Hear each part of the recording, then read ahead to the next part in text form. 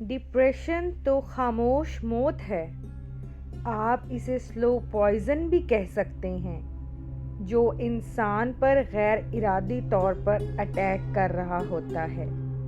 Depression سے بچنے کے لیے کچھ مفید طریقے جو کہ انسانوں کی زندگیوں اور تجربوں کا نچوڑ ہیں۔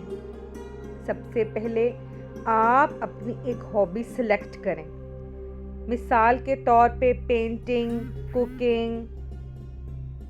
اپنے آپ کو اس ہابی میں اتنا مصروف کر لیں کہ آپ کو کسی بھی قسم کی سوچ تنگ نہ کرے۔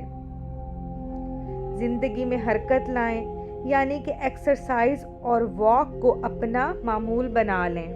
اپنا زیادہ سے زیادہ ٹائم ان لوگوں کے ساتھ گزارا کریں جو آپ کے ساتھ مخلص ہیں یا ہم مزاج ہیں۔ اپنے دوستوں کے ساتھ تفریح کے لیے باہر جانے کے پروگرام زیادہ سے زیادہ پلان کیا کریں۔ اور سب سے اہم بات، اپنا دل خدا کی طرف لگا لیں، زیادہ سے زیادہ درود شریف پڑھیں۔ بے شک دلوں کا سکون ذکر الہی میں ہے۔